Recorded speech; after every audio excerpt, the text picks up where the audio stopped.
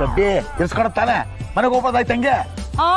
ನಾನ್ ಮನೆಗೆ ಹೋಗಲ್ಲ, ನಿಮ್ ಜೊತೆಲೇ ಇರ್ತೀನಿ. ಈ 200 ಕೋಟಿ ಮಾತಾಡು. ಈ 200 ಕೋಟಿ ಕಣ್ಣಾರ ನೋಡ್ತೀನ್ರಿ. ಗಂಡಸ್ರು ಮಾಡೋ ಕೆಲಸ ನಿಂದೆ. ಹೋಗ್ ಮನೆಗೆ ಹೋಗಿ ಮುಸ್ತ ತಿಕ್ಕೋಗ್. ದುಡ್ಡು ಕಾಸಿನ ವಿಚಾರ ನೋಡ್ಕೊಳಕ್ಕೆ ಗಂಡಸಾಗ ನಾನಿಲ್ವಾ? ನಾನು ನೋಡ್ಕೊಳ್ತೀನಿ. ಹೋಗ್ತೀನಿ ಬಿಡಿ, ಕ್ಯಾಬ್ ಬುಕ್ ಮಾಡಿ. ಏನಾ ಕ್ಯಾಬಾ? ಆಟೋ ತಾನೇ ಬರ್ತಿದ್ದೀನೋ? ಹೋಗ ಆಟೋದಲ್ಲಿ ಹೋಗಲ್ಲ, ಅಷ್ಟು ಸ್ಟ್ಯಾಂಡ್ ಐತೆ. ಅಯ್ಯಯ್ಯೋ, ಯಾಕ್ರಿ ರಸ್ತೆಲಿ ಹಿಂಗ್ ಕಿರ್ಚಾಡ್ತಿದ್ದೀರಾ? ಹೋಗ್ತೀನಿ ಹೋಗ್ರೆ.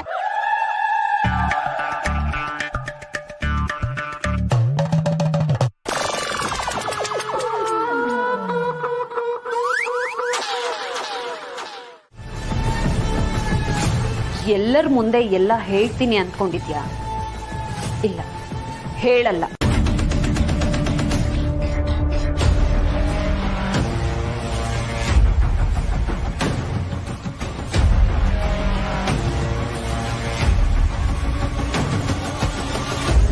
ಹೇ, ಅಷ್ಟೊಂದೆಲ್ಲ ಶಾಕ್ ಆಗ್ಬೇಡ ಚಿನ್ನ.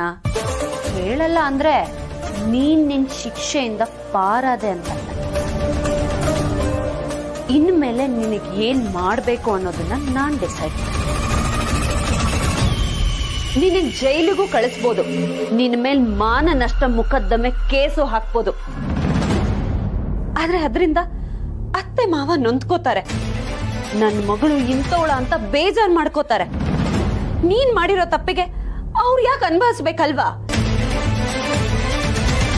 ಅದಕ್ಕೆ ನಾನ್ ಡಿಸೈಡ್ ಮಾಡಿದ್ದೆ, ಇನ್ಮೇಲೆ ನೀನ್ ಎಲ್ಲೂ ಹೋಗಲ್ಲ, ನನ್ ಕಣ್ಣು ಮುಂದೆನೆ ಇರ್ತೀಯ. ಆದ್ರೆ ನಿನಗೆ ಪಾಠ ಶುರುವಾಗತ್ತೆ, ಈ ಸತ್ಯಳ ಪಾಠ. ಇಲ್ಲೇ ಕ್ಲಾಸು, ಇಲ್ಲೇ ಸ್ಟಡೀಸು, ಇಲ್ಲೇ ರಿಸಲ್ಟ್. ನೀನಾಗ್ ನೀನೇ ತಿದ್ಕೊಂಡ್ ಬುದ್ಧಿ ಅಂತೂ ಕಲೀಲಿಲ್ಲ. ನಿನ್ನ ನಾನ್ ತಿದ್ದುತ್ತೀನಿ, ಬುದ್ಧಿನೂ ಕಲಿಸ್ತೀನಿ. ನೋಡ್ತಾ ಇರು.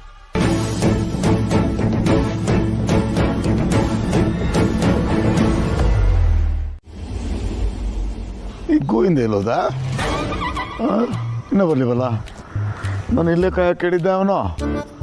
ಅಲ್ಲಪ್ಪ, ಇವನು ಬರೋದು ಯಾವಾಗ? ನನ್ನ ಚೆಕ್ ಕ್ಲಿಯರ್ ಮಾಡೋದು ಯಾವಾಗ? ನಂದು 200 ಕೋಟಿ.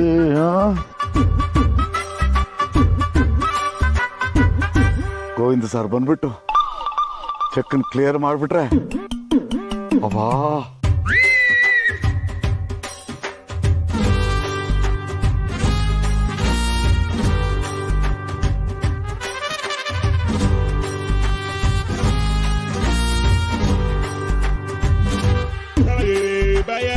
ಜಗ ಸರ್, ಹೊರಡೋಣ?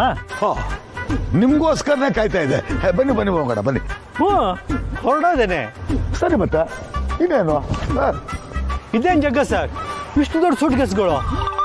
ಮತ್ತೆ 198 ಕೋಟಿ ರೂಪಾಯಿಗಳನ್ನ ಬರೀ ಕೈ ಮೇಲೆ ಹಿಡ್ಕೊಂಡು ಹೋಗಕ್ಕಾಗುತ್ತೇನ್ರಿ? ಅದಕ್ಕೆ ಎಲ್ಲ ಸೆಟಪ್. ಜಗ ಸರ್, ಈ ಚೆಕ್ ಎಲ್ಲ ಇಮಿಡಿಯೇಟ್ ಆಗಿ ಕ್ಲಿಯರ್ ಆಗಲ್ಲ.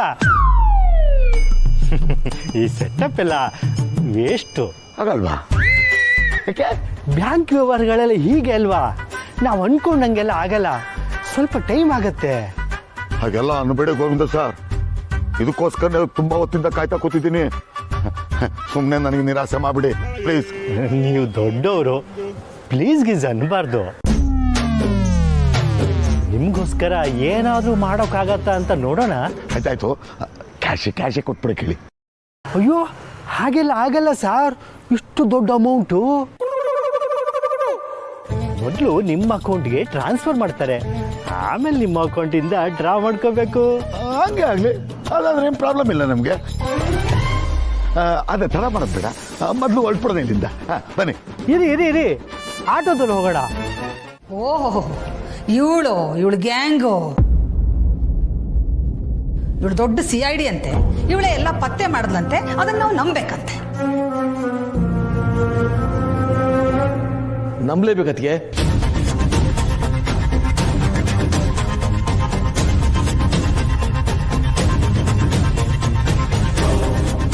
ಈಗ ತಾನೇ ಕಮಿಷನರ್ ಹತ್ರ ಮಾತಾಡಿದೆ. ಈ ಗ್ಯಾಂಗ್ನ ಹಿಡಿಯೋದಕ್ಕೆ ನಿಮ್ಮ ಸೊಸೆನೇ ಕಾರಣ ಅಂತ ಹೇಳಿದ್ರು ಅಣ್ಣ. ಸತ್ಯ, ನಿಜಕ್ಕೂ ನಿನ್ನ ಗ್ರೇಟ್ ಅಮ್ಮ.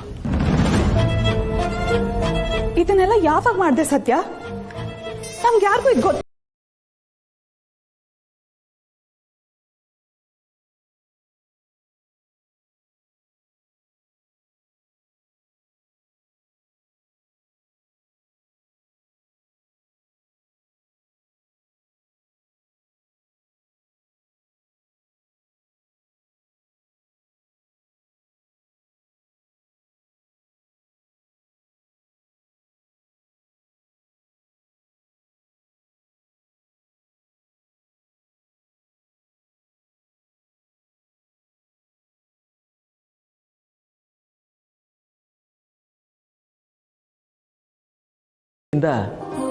ಈ ರೀತಿಯೆಲ್ಲ ಆಗೋಕಿಲ್ಲ ಅನ್ನೋ ನನ್ನ ಚಿಕ್ಕ ಬೇಜಾರಷ್ಟೇ ಅಲ್ವಾ ಅಣ್ಣ?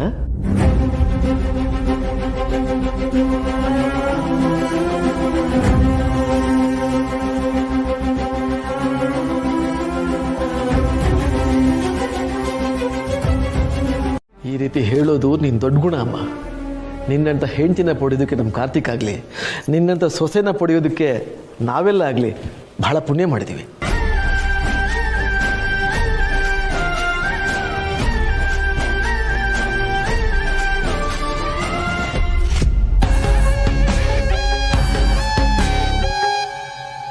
ಇದ್ಯಾವ ನ್ಯಾಯ?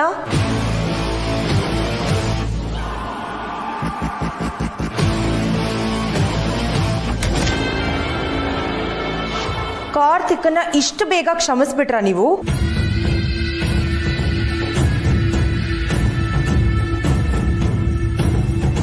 ಏನ್ ಹಾಗಂದ್ರೆ? ನಾವು ದುಡ್ಡಿನ ವಿಚಾರದಲ್ಲಿ ತಪ್ಪಾಗಿ ನಡ್ಕೊಂಡಾಗ ನಮ್ಮನ್ನ ಮನೆಯಿಂದ ಆಚೆ ಹಾಕಕ್ ನೋಡಿದ್ರಿ. ಈಗ ಕಾರ್ತಿಕ್ ಅವಳಿಗೆ ದುಡ್ಡು ಕೊಡಕ್ ಹೋಗಿದ್ನಲ್ಲ, ಆ ದುಡ್ಡು ಎಲ್ಲಿಂದ ಬಂತು, ಹೇಗೆ ಅರೇಂಜ್ ಮಾಡ್ದ ಅನ್ನೋದನ್ನ ನೀವ್ ಯಾರು ವಿಚಾರಿಸಿದ್ರಾ?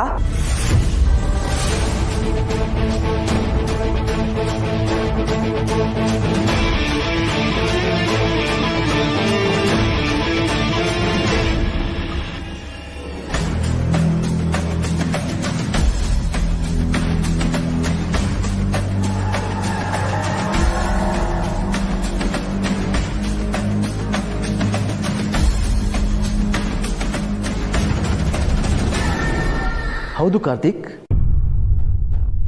ನಿನ್ನ ಹತ್ರ ಅವಳಿಗೆ 50 ಲಕ್ಷ ಕೊಡುವಷ್ಟು ಹಣ ಎಲ್ಲಿಂದ ಬಂತು?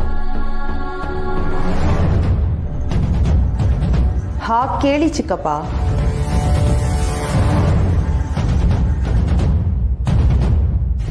ಎಲ್ಲಿಂದ ಬಂತು ಕಾರ್ತಿಕ್ ಅಷ್ಟೊಂದು ದುಡ್ಡು?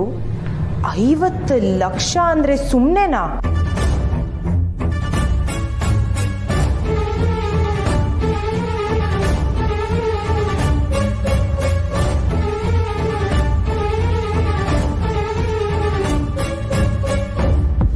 ಸುಹಾಸ್ ತಂದಿಟ್ಟಿದ್ರಲ್ಲ ದುಡ್ಡು, ಅದೇ ದುಡ್ಡನ್ನ ಕದ್ಕೊಂಡು ಹೋಗಿ ಅವಳಿಗೆ ಸುರಿದ್ಯಾ?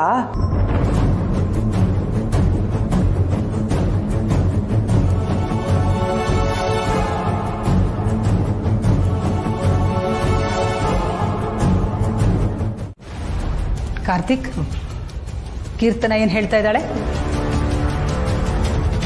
ಸೀತಮ್ಮ, ನಾನು ವಿಚಾರಿಸ್ಲಾ?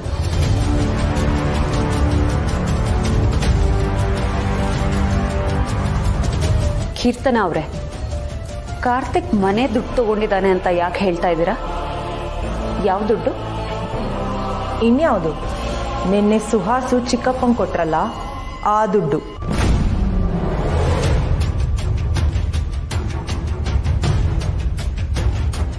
ಅವನು ಮನೇಲಿರೋ ದುಡ್ಡನ್ನೇ ಎತ್ಕೊಂಡೋದ್ನಾ ಅಂತ ನನಗೆ ಡೌಟು. ಕಾರ್ತಿಕ್ ದುಡ್ಡು ಕೊಡೋ ಪ್ರಯತ್ನ ಮಾಡಿದ್ದು, ಕೊಟ್ಟಿಲ್ಲ. ಅಷ್ಟಕ್ಕೂ 50 ಲಕ್ಷ ಕ್ಯಾಶ್ನ ಅರೇಂಜ್ ಮಾಡೋದು ಸುಲಭನಾ? ಸುಲಭ ಅಲ್ಲ ಅಂತಾನೆ ಕದ್ದಿರ್ಬೋದು ಅಂತ ಹೇಳ್ತಾ ಇರೋದು. ಕಾರ್ತಿಕ್ ಕದ್ದಿಲ್ಲ. ಅಷ್ಟೊಂದು ಕಾನ್ಫಿಡೆಂಟ್ ಆಗಿ ಹೇಳ್ತಿದ್ಯಾ? ಓಕೆ ಓಕೆ, ಈಗ ಚರ್ಚೆ ಬೇಡ. ಊರ್ಮಿಳ, ರೂಮ್ಗೆ ಹೋಗಿ ಹಣ ಇದೆಯಾ ನೋಡ್ಕೊಂಬ.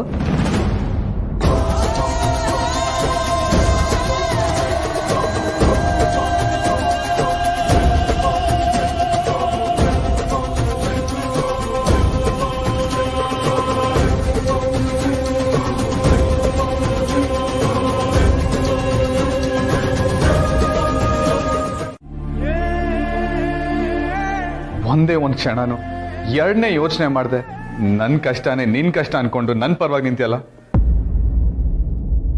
Once again thank you so much.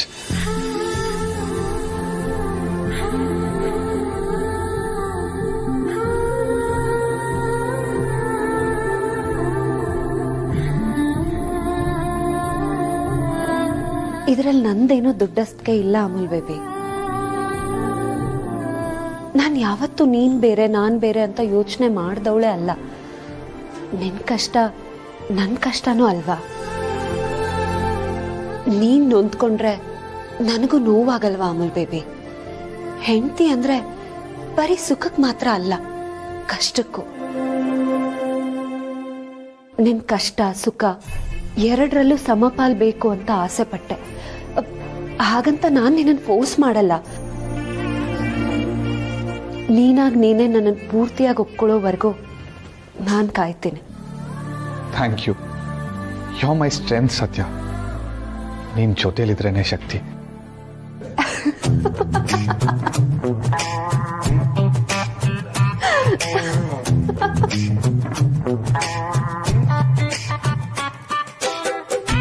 ಯಾಕೆ ಸತ್ಯ ನಗ್ತಾ ಇದ್ಯಾ?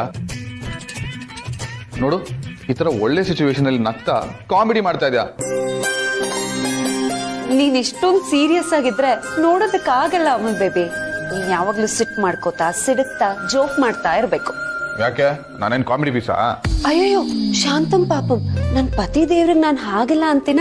ಸತ್ಯ ಸತ್ಯ.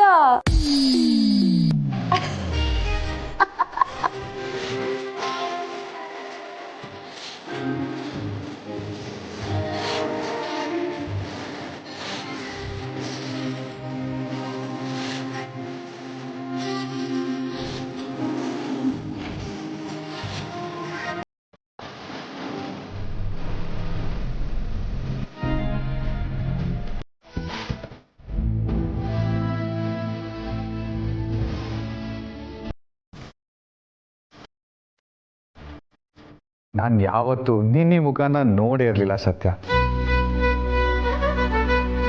ಯಾವಾಗಲೂ ಹೊಡಿ ಬಡಿ ಅನ್ನೋ ಸತ್ಯ ಒಳಗಡೆ ಇಷ್ಟೊಂದು ಸಂಕೋಚ ನಾಚಿಕೆರೋ ಹುಡುಗಿದ್ದಾಳೆ ಅಂತ ನನಗೆ ಗೊತ್ತೇ ಇರಲಿಲ್ಲ.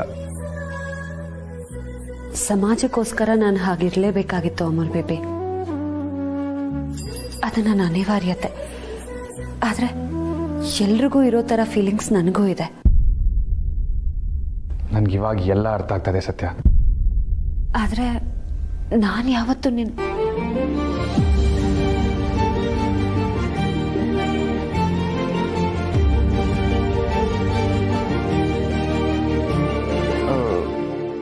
ಅಲ್ಲ ಸತ್ಯ, ಈ ಮಾಳ್ವಿಕನ್ ವಿಚಾರನೆಲ್ಲ ನೀನು ಹೇಗೆ ತಿಳ್ಕೊಂಡೆ? ನಾನು ನಿನ್ಗೇನು ಹೇಳೇ ಇರಲಿಲ್ಲ. ಅಂಥದ್ರಲ್ಲಿ ನೀನು ಎಲ್ಲ ತಿಳ್ಕೊಂಡು ಈ ವಿಚಾರನ ಸಾಲ್ವ್ ಹೇಗೆ ಮಾಡಿದೆ? ಅಜ್ಜಿ ಕೋಳಿ ಕೂಗ್ಲಿಲ್ಲ ಅಂದ್ರೆ ಊರಿಗೆ ಬೆಳಕಾಗಲ್ಲ ಅಂದ್ಕೊಂಡಿದ್ಯಾ ಅಮೂಲ್ ಬೇಬಿ?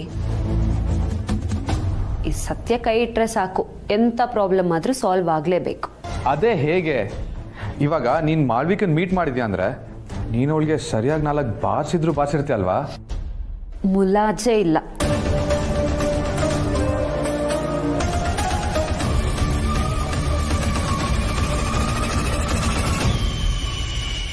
ಅವಳು ಇದನ್ನೆಲ್ಲ ದುಡ್ಡುಗೋಸ್ಕರ ಮಾಡಿದ್ಲ? ಅವಳಿಂದ ಯಾರಿದ್ದಾರೆ? ಈ ಡೀಟೇಲ್ಸ್ ಎಲ್ಲ ನಿನಗೆ ಹೇಗೆ ಗೊತ್ತಾಯ್ತು ಸತ್ಯ? ಕೆಲವೊಂದನ್ನ ಕೆತ್ಕೋದಕ್ಕೆ ಹೋಗ್ಬಾರ್ದು ಅಮಲ್ ಬೇಬಿ. ಹೇಗಾಯ್ತು ಯಾಕಾಯ್ತು ಅಂತೆಲ್ಲ ತಿಳ್ಕೊಳಕ್ ಹೋದ್ರೆ ಮನ್ಸಿಗೆ ಇನ್ನೊಂದಷ್ಟು ಬೇಜಾರಾಗುತ್ತೆ, ನೋವಾಗತ್ತಷ್ಟೆ. ನನಗೆ ತಿಳ್ಕೊಬೇಕು ಸತ್ಯ. ಏನಾಗಿದೆಯೋ ಅದನ್ನ ಅಲ್ಲಿಗೆ ಬಿಟ್ಬಿಡು ಅಮಲ್ ಬೇಬಿ. ತಪ್ಪು ಮಾಡಿರೋಳ್ಗೆ ಶಿಕ್ಷೆ ಆಗಿದೆ, ಮಾಡಿಸಿರೋರ್ಗೂ ಆಗತ್ತೆ. ಇದ್ರ ಮೇಲೆ ನನಗೆ ಹೆಚ್ಚೇನು ಕೇಳಬೇಡ ಅಮೂಲ್ ಬೇಬಿ.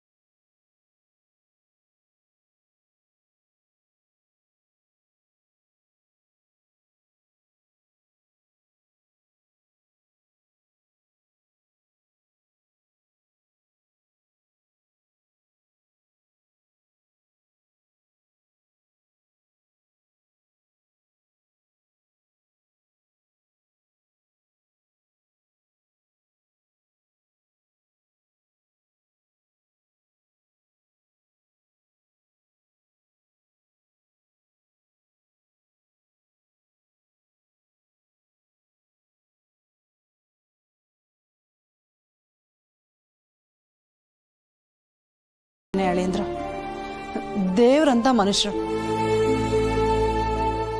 ಇಂಥವ್ರ ಮೇಲೂ ಆರೋಪ ಮಾಡಿದಾರಲ್ಲ, ಅವ್ರಿಗೆ ಸ್ವಲ್ಪ ನಾಚಿಕೆ ಮಾನ ಮರ್ಯಾದೆ ಇಲ್ವಾ ಅಲ್ವೇ? ಇಂಥ ಜನನೂ ಇರ್ತಾರ? ಇರ್ತಾರಮ್ಮ. ಯಾರಿಗೆ ದುಡ್ಡು ಮಾನ ಮರ್ಯಾದೆಕಿನ್ನ ದೊಡ್ಡದು ಅನ್ಸುತ್ತೋ ಅಂತವ್ರೆ ಇಂಥ ಕೆಲಸ ಮಾಡೋದು. ಅಳಿಯಂದ್ರು ಈಗ ಹೇಗಿದ್ದಾರೆ?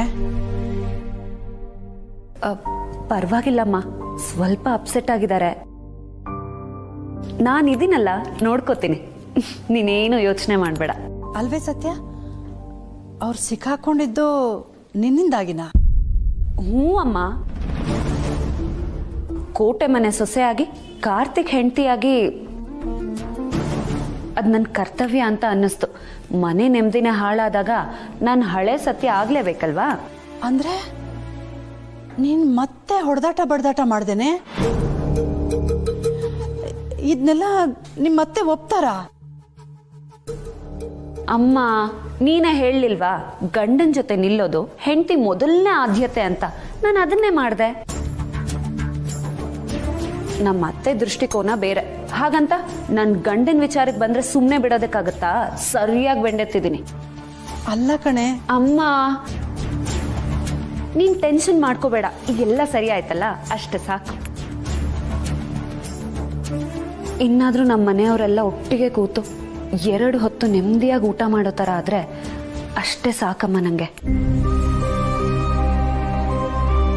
ಇದು ನೀನೇನಾ? ನನ್ನ ಮಗಳು ಸತ್ಯನ ಮಾತಾಡ್ತಿರೋದು? ನನ್ನ ಕುಟುಂಬ ಅಂತ ಎಷ್ಟು ಕಾಳಜಿಯಿಂದ ಮಾತಾಡ್ತಿದ್ಯಲ್ಲ ಕಂದ. ನಾನು ಯಾವತ್ತೂ ನೀನು ಇಷ್ಟು ಬದಲಾಗ್ತಿ ಅಂತ ಅನ್ಕೊಂಡಿರ್ಲಿಲ್ಲ.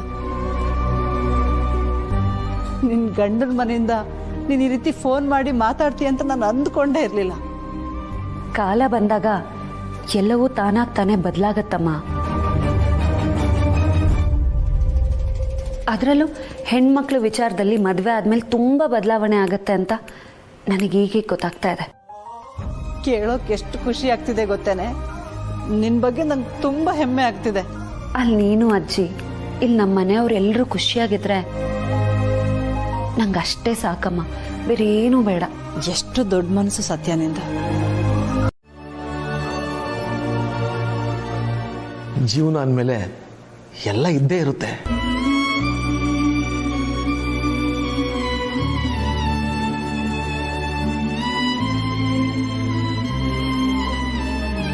ನೋಡು, ನೀನು ಎಲ್ಲವನ್ನೂ ಜಯಿಸಿದೀಯ, ಮತ್ತ್ಯಾಕೋ ಟೆನ್ಷನ್ನು? ಊಟ ಮಾಡು.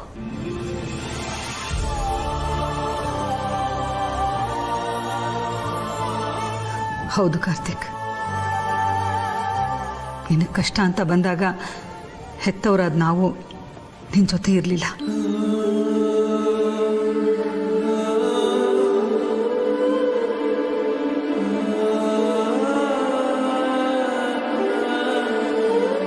ಆಗ ಏನು ಮಾಡಬೇಕು ಅಂತ ನಮಗೂ ಗೊತ್ತಾಗಲಿಲ್ಲ. ನಿನಗೆ ರೇಗಿದ್ವಿ, ನಿನ್ನ ಮೇಲೆ ಕೋಪ ಮಾಡ್ಕೊಂಡ್ವಿ.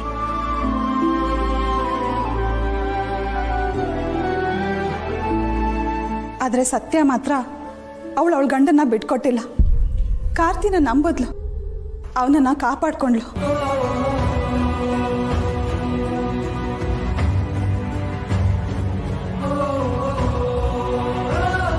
ಆದರೆ ನಾವು ಮನೆಯವರಾಗಿ ಚಿಕ್ಕ ವಯಸ್ಸಿಂದ ಅವನನ್ನ ನೋಡ್ಕೊಂಡು ಬಂದಿರೋರಾಗಿ ಅವನನ್ನೇ ನಂಬಲಿಲ್ಲ.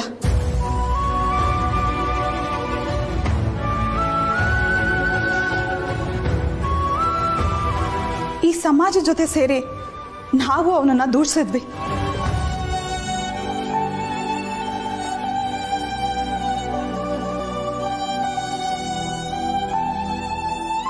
ನಮ್ಮ ಮನೆ ಮಗ, ನಮ್ಮ ಕಾರ್ತಿ ಇಂಥ ತಪ್ಪು ಮಾಡೋದಕ್ಕೆ ಸಾಧ್ಯನಾ ಅಂತ ಒಂದೇ ಒಂದು ಕ್ಷಣ ಕೂಡ ಯೋಚನೆ ಮಾಡಲಿಲ್ಲ. ಬಿಟ್ಕೊಟ್ಬಿಟ್ವಿ.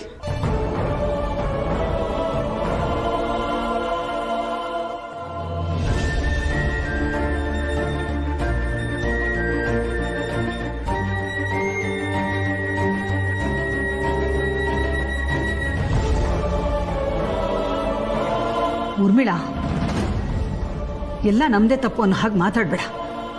ನಮ್ಗೇನು ಕಾರ್ತಿಕ್ ಮೇಲೆ ಪ್ರೀತಿ ಇಲ್ವಾ? ಆಗ ಪರಿಸ್ಥಿತಿ ಸಂದರ್ಭ ಹಾಗಿತ್ತು ಅಷ್ಟೇ. ಅಕ್ಕ ದಯವಿಟ್ಟು ನಾವು ಮಾಡಿರೋದನ್ನ ಸಮರ್ಥಿಸ್ಕೊಳ್ಳೋದು ಬೇಡ. ನಾವು ಮಾಡಿರೋದು ತಪ್ಪು ಅಷ್ಟೇ. ಏನೇ ಕಾರಣ ಕೊಟ್ಟರು ತಪ್ಪು ಸರಿ ಆಗಲ್ಲ.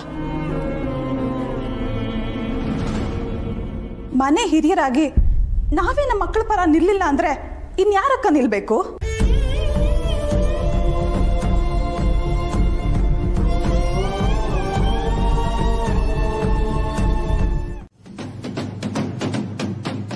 ಸತ್ಯದಿಂದಾಗಿ ಕಾರ್ತಿ ಅಪವಾದದಿಂದ ಹೊರಗಡೆ ಬಂದ. ಇಂಥ ಸಮಯದಲ್ಲಿ ನಾವು ಸತ್ಯನ ಪರವಾಗಿ ನಿಂತ್ಕೋಬೇಕು. ಅವಳು ಮಾಡಿರೋ ಕೆಲಸ ಮೆಚ್ಕೋಬೇಕಲ್ವಾ? ಹೋಗಿ ಹೋಗಿ ನಿನ್ನ ಹತ್ರ ಹೇಳ್ತಾ ಇದ್ದೀನಲ್ಲ, ನನಗೆ ಬುದ್ಧಿ ಇಲ್ಲ. ಹಾಗಲ್ಲ ಅಕ್ಕ.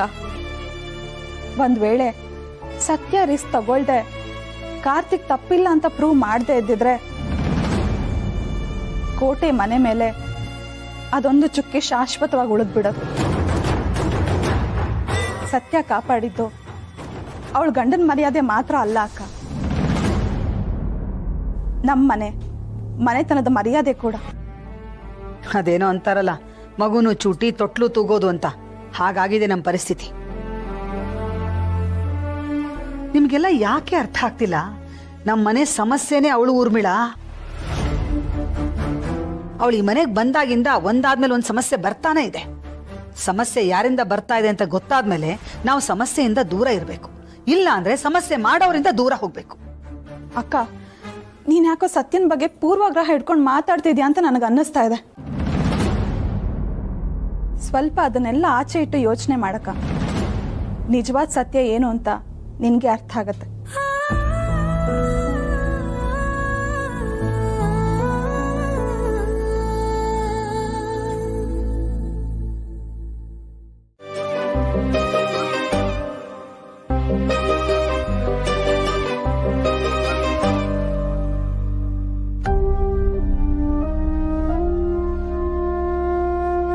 ಊರ್ಮಿಳಾ, ಏನ್ ಇಷ್ಟೊತ್ತಲ್ಲಿ ಬಜ್ಜಿ ಕರೀತಾ ಇದೀಯಾ?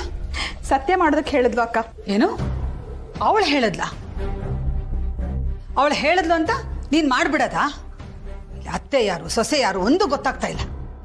ಏನೋ ಅಪರೂಪಕ್ಕೆ ಕೇಳಿದಾಳೆ, ಮಾಡ್ಕೊಟ್ರೆ ತಪ್ಪೇನಕ್ಕ? ಪ್ರತಿ ಸಲ ಅವಳನ್ನ ವಹಿಸ್ಕೊಂಡು ಬರ್ತೀಯಲ್ಲ ಊರ್ಮಿಳಾ, ನೋಡು ನಿನ್ ಹತ್ರ ಹೇಗ್ ಕೆಲಸ ತೆಗಿಸ್ತಿದ್ದಾಳೆ ಅಂತ. ಅತಿ ಆಯ್ತು ಅವಳದು. ಅಕ್ಕ ಹೋಗ್ಲಿ ಬಿಡು. ಅವಳಿಗೆ ಅಡಿಗೆ ಮನೆ ಅಧಿಕಾರ ಇದ್ದಿದ್ರೆ ಅವಳೇ ಮಾಡ್ಕೋತಾ ಇದ್ಲು ಅಲ್ವಾ? ನನ್ನನ್ನು ಯಾಕೆ ಕೇಳ್ತಿದ್ಲು? ಇದು ನನ್ ತಪ್ಪೇನಾ? ಅಂತೂ ಎಲ್ಲಾ ಸೇರಿ ಅವಳನ್ನ ತಲೆ ಮೇಲೆ ಹೊತ್ಕೊಂಡು ಮೆರೆಸಿ. ಅಕ್ಕ ಆಕ್ಚುಲಿ ಸತ್ಯ ಅವಳಿಗೋಸ್ಕರ ಅಲ್ಲ ಬಜ್ಜಿ ಕೇಳಿದ್ದು, ಕಾರ್ತಿಗೋಸ್ಕರ.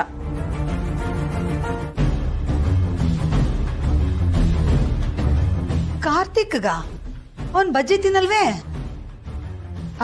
ಕಾರ್ತಿ ಸತ್ಯನ ಹತ್ರ ಕೇಳದ್ನಂತೆ ಭಾವನ್ಗೋಸ್ಕರ ಬಜ್ಜಿ ಬೇಕು ಅಂತ. ಹಾಗಾಗಿ ಈ ಬಜ್ಜಿ ಮಾಡ್ತಿರೋದು ಸತ್ಯನ್ಗೋಸ್ಕರ ಅಲ್ಲ, ಭಾವನ್ಗೋಸ್ಕರ.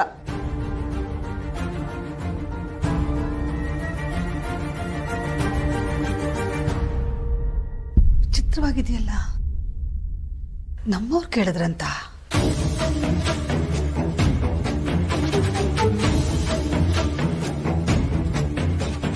ಚಿಕ್ಕತ್ತೆ, ಬಜ್ಜಿ ರೆಡಿನಾ? ರೆಡಿ ಆಗಿದೆ ಸತ್ಯ. ಹೇ ಹುಡುಗಿ, ಏನ್ ನಡೆಸ್ತಾ ಇದ್ದೀರಾ? ಸೀತಮ್ಮ, ವಾಪಸ್ ಬಂದು ಹೇಳ. ಕಾರ್ತಿಕ್ ಅರ್ಜೆಂಟ್ ಮಾಡ್ತಾ ಇದ್ದಾರೆ, ನಾ ಬಂದು ಹೇಳ್ತೀನಿ.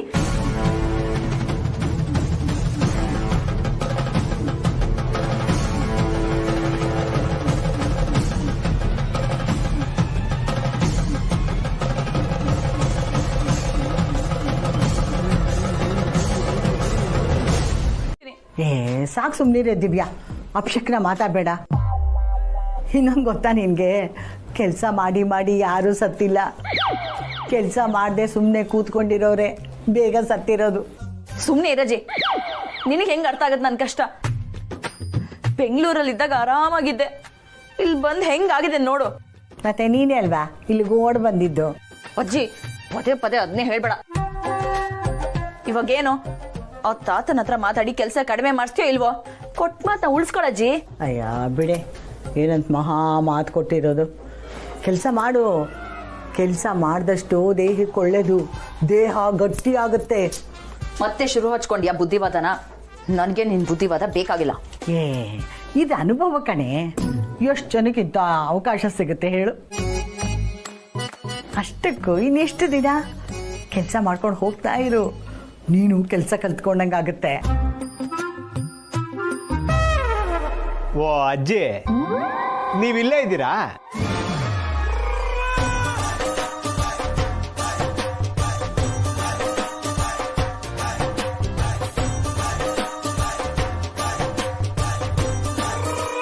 ನಾನು ಊರ್ ತುಂಬಾ ನಿಮ್ಮನ್ನು ಹುಡುಕ್ದೆ, ನೀವು ನೋಡಿದ್ರೆ ಇಲ್ಲೇ ಇದ್ದೀರಾ.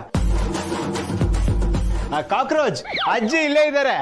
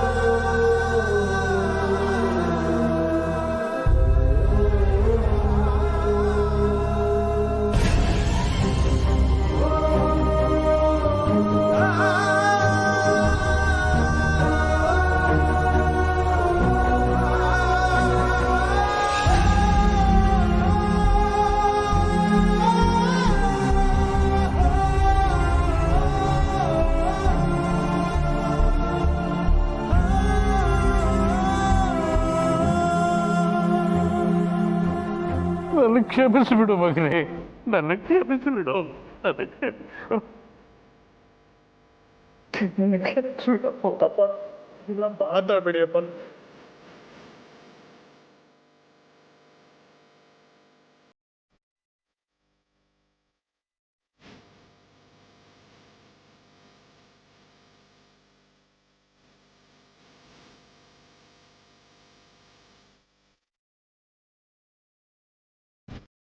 ದಯವಿಟ್ಟು ಕಾರ್ತಿಕ್, ನನ್ನ ಕ್ಷಮಿಸಿಬಿಡು ಮಗನೇ, ನನ್ನ ಕ್ಷಮಿಸಿಬಿಡು.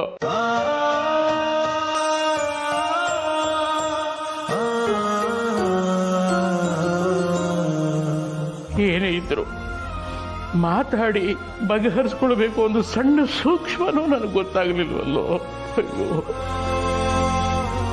ಇಲ್ಲಪ್ಪ, ನನ್ನಲ್ಲೇ ಏನೋ ಕೊರತೆ ಇದೆ. ಇಂಥ ಪರಿಸ್ಥಿತಿ ತಂದ್ಕೊಂಡಲ್ಲ, ಅದೇ ನಾನು ಮಾಡಿದ ದೊಡ್ಡ ತಪ್ಪು. ನಾನು ಬದಲಾಗ್ಬೇಕಪ್ಪ. ನೀವು ಹೇಳ್ದಾಗೆ ನನ್ನ ಎಚ್ಚರಿಕೆಯಲ್ಲಿ ನಾನು ಇರಬೇಕಾಗಿತ್ತು. ನಾನು ತಿದ್ಕೋಬೇಕಪ್ಪ. ನಾನು ನಿಮ್ಮ ಮಗ ಅನ್ಸ್ಕೋಬೇಕು.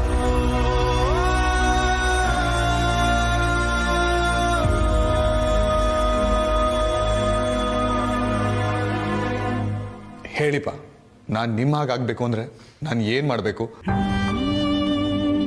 ನಾನು ಹೇಗೆ ಬದಲಾಗಬೇಕು ಹೇಳಿಪ್ಪ. ಕಾರ್ತಿಕ್, ನಿನಗೆ ಎಲ್ಲ ತಿಳುವಳಿಕೆನೂ ಇದೆ ಕಣೋ.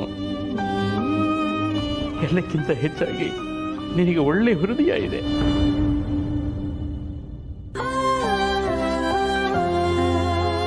ನಿನಗೆ ಜನರ ಕಪಟ ಗೊತ್ತಾಗಲ್ಲ ಕಣೋ. ನೋಡು, ಮೋಸ ಹೋಗೋರಿರೋ ತನಕ ಮೋಸಗಾರರು ಇದ್ದೇ ಇರ್ತಾರೆ ಕಣೋ. ನೀನು ಜನರ ಜೊತೆ ಜಾಸ್ತಿ ಬೆರೀಲಿಲ್ವಲ್ಲ, ಅದಕ್ಕೆ ನಿನಗೆ ಗೊತ್ತಾಗಲಿಲ್ಲ.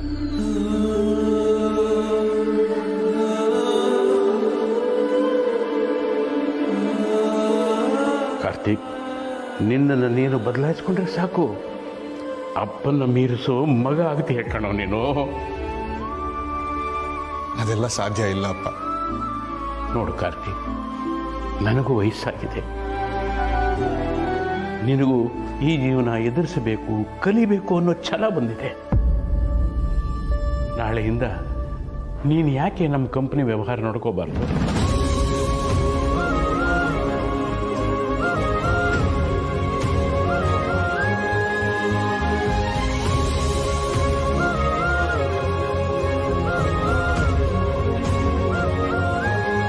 ಅಪ್ಪ, ನಾನಾ? ಆಗ ನೀನು ಎಂಗೇಜ್ ಆಗ್ತೀಯಾ, ಎಕ್ಸ್ಪೀರಿಯನ್ಸ್ ಬರುತ್ತೆ.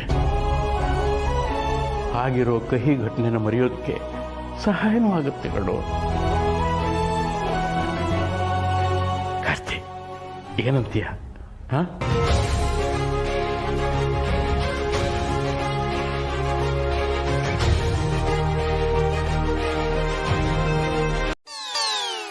ಅಯ್ಯೋ, ಅವ್ರಿಗೂ ಆತಂಕ ಆಗಿರುತ್ತಲ್ವಾ ಭಾವ?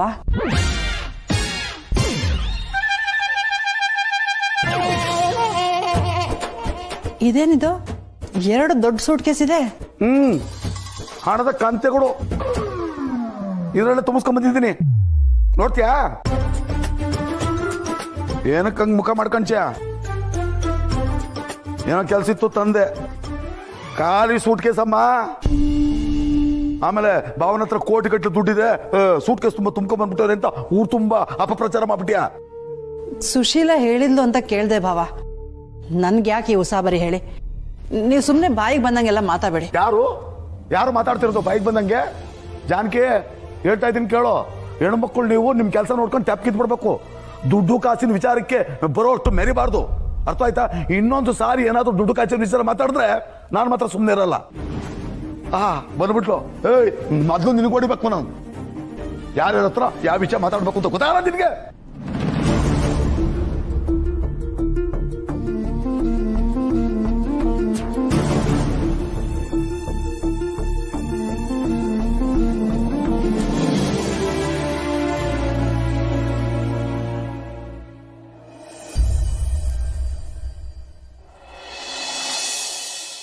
ಸತ್ಯ,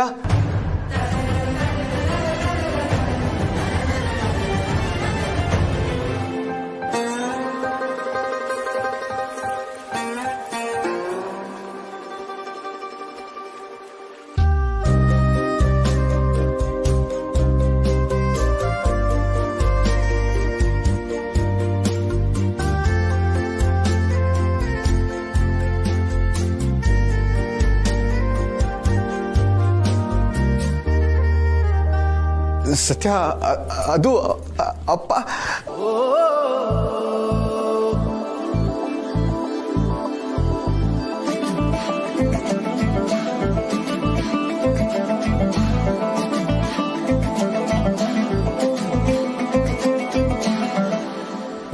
ಸತ್ಯ, ಏನು ಹೇಳ್ಬೇಡ, ನಾನೆಲ್ಲ ಕೇಳಿಸ್ಕೊಂಡಿದ್ದೀನಿ. ನನ್ನ ಬಗ್ಗೆ ಮಾತಾಡಿದ್ ನೋಡಿ ನನಗೆ ಎಷ್ಟು ಖುಷಿ ಆಯ್ತು ಗೊತ್ತಾ?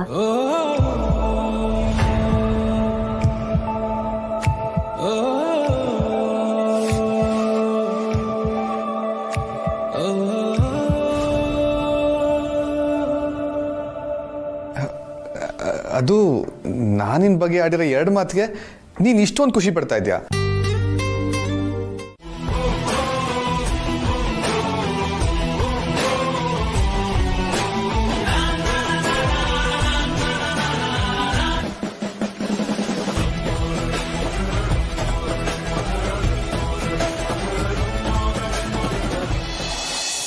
ಹೇಗಿದೆ?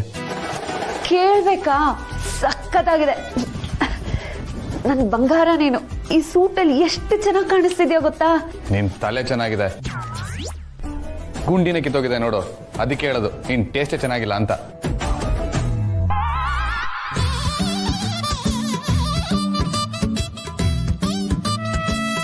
ಅಷ್ಟೇ ತಾನೆ? ಈಗ ನೋಡು ಹೇಗ್ ಮ್ಯಾಜಿಕ್ ಮಾಡ್ತೀನಿ ಅಂತ.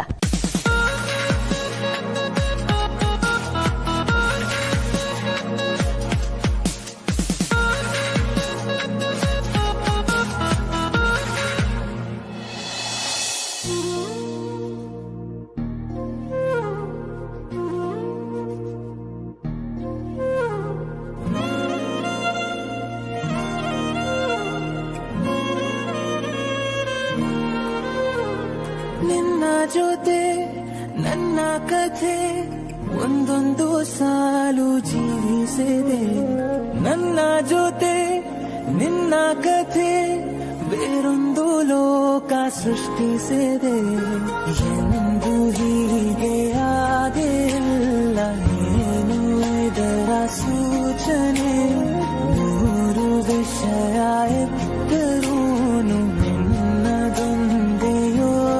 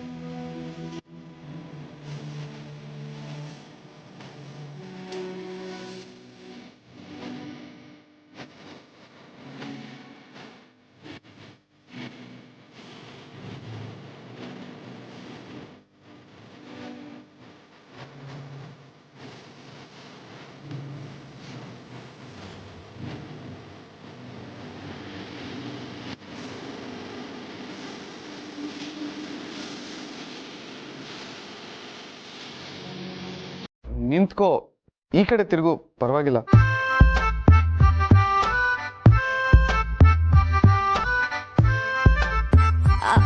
ಪರವಾಗಿಲ್ಲ, ನೀವು ಕಂಟಿನ್ಯೂ ಮಾಡ್ಕೊಳ್ಳಿ.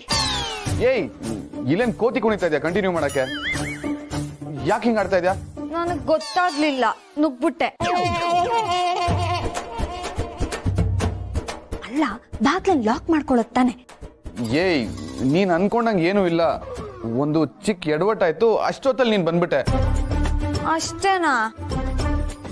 ಅಷ್ಟೇ ಇದ್ದಂಗಿರ್ಲಿಲ್ಲ. ಏಯ್, ಚಿಕ್ಕ ಮಕ್ಳು ತರ ಇರ್ಬೇಕು.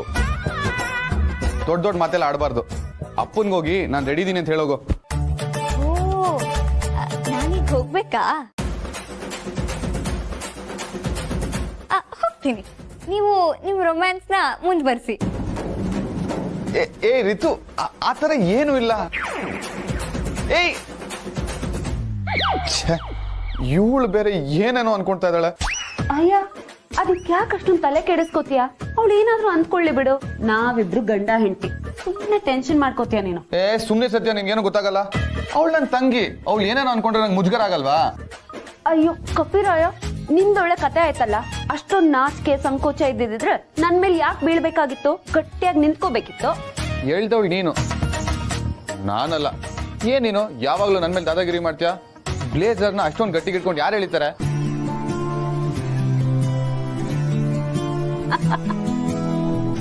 ನೋಡು, ಸುಮ್ನೆ ನಗ್ಬೇಡ, ನನ್ ಕೆಟ್ಟ ಕೋಪ ಬರುತ್ತೆ. ನಗದೆ ಇನ್ನೇನ್ ಮಾಡ್ಲಿ? ನಾರ್ಮಲ್ ಆಗಿ ಹೇಳಿದ್ರೇನೆ ಆಯತ ಬೀಳ್ತೀಯ. ಬರೀ ಬ್ಲೇಸರ್ ಹಾಕೊಂಡ್ರೆ ಸಾಲದು, ಒಳಗಡೆಯಿಂದ ಕಾನ್ಫಿಡೆನ್ಸ್ ಇರ್ಬೇಕು. ಮುಖದಲ್ಲಿ ಅಳಕಿದ್ರು ಪರವಾಗಿಲ್ಲ, ಗುಂಡಿಗೆಲಿ ಗಟ್ಟಿತನ ಇರ್ಬೇಕು. ಆಗ ಎಂತ ಪ್ರಾಬ್ಲಮ್ ಬಂದ್ರು ಎದುರಿಸ್ಬೋದು. ಸತ್ತಿನ ಗಂಡ ಕಣಯ್ಯ ನೀನು, ಹೆಂಗಿರ್ಬೇಕು? ನಿನ್ ರೇಂಜ್ ಏನು ಅಂತ ಇನ್ನಾದ್ರೂ ಅರ್ಥ ಮಾಡ್ಕೊ ಆಮೇಲೆ ಬೇಬೆ. ನಿನಗೆ ನನ್ ರೇಕ್ಸದ್ ಬಿಟ್ಟು ಬೇರೆ ಏನು ಕೆಲಸ ಇಲ್ಲ ಅಲ್ವಾ? ಅದೇನದು ಸತ್ಯನ್ ಗಂಡ ಅಂತ ಬಿಲ್ಡಪ್ ತಗೊಳ್ಳೋದು? ಕಾರ್ತಿಕ್ ಹೆಂಡತಿ ನೀನು ಅಂತಾನು ಹೇಳ್ಬೋದಲ್ವಾ? ಹೇಳ್ಕೋಬಹುದು, ಆದ್ರೆ ನೀನ್ ಅವಕಾಶ ಮಾಡ್ಕೊಡ್ಬೇಕಲ್ಲ. ರೇಗಿಸ್ಬೇಡ ಸತ್ಯ, ನಿನ್ಗೆಲ್ಲ ತಮಾಷೆನಾ? ಇಲ್ಲ ಪುಣ್ಯಾತ್ಮ, ನಿಜವಾಗ್ಲೂ ಹೇಳ್ತಾ ಇದ್ದೀನಿ. ಈ ಸತ್ಯ ಅಮೂಲ್ ಬೇಬಿ ಅಲ್ಲ, ಈ ಸತ್ಯ ಕೋಟೆ ಮನೆ ಕಾರ್ತಿಕ್ ಹೆಂಡತಿ ಅಂತ ಹೇಳೋ ತರ ಆದ್ರೆ ನಾನ್ ಹೆಂಗ್ ಬೀಗ್ತಾ ಓಡಾಡ್ತೀನಿ ಗೊತ್ತಾ? ನೀನ್ ಹೆಸರು ಮಾಡಿದ್ರೆ ಎಲ್ರಿಗಿಂತ ಜಾಸ್ತಿ ಸಂಭ್ರಮ ಪಡೋಳು ನಾನೇ, ತಿಳ್ಕೊ. ಆಯ್ತಾಯ್ತು, ನಾನು ಇಲ್ಲೇ ಇದ್ರೆ ನನ್ ಮೆದಳಿಗೆ ಕೈ ಹಾಕ್ತ್ಯಾ? ನಾನಿನ್ ಹೋಗ್ತೀನಿ.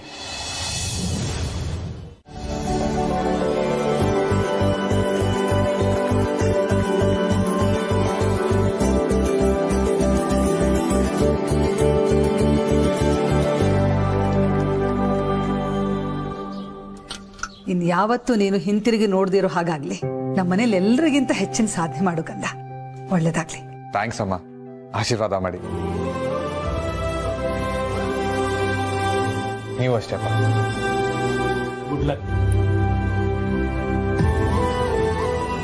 ನಿನ್ನ ಕಹಿ ಘಟನೆಗಳೆಲ್ಲ ಮುಗಿದು ಇನ್ನು ಮುಂದೆ ಒಳ್ಳೆಯ ದಿನಗಳನ್ನು ಕಾಣು. ಇವತ್ತಿನಿಂದ ನಿನ್ನ ಹೊಸ ಜರ್ನಿ ಒಳ್ಳೇದಾಗಲಿ. ಥ್ಯಾಂಕ್ಸ್ ಅಪ್ಪ. ನಿಮ್ಮ ಆಶೀರ್ವಾದ ಒಂದಿದ್ರೆ ಲೈಫಲ್ಲಿ ಏನ್ ಬೇಕಾದ್ರೂ ಅಚೀವ್ ಮಾಡ್ತೀನಿ ಅನ್ನೋ ಕಾನ್ಫಿಡೆನ್ಸ್ ಇರುತ್ತೆ.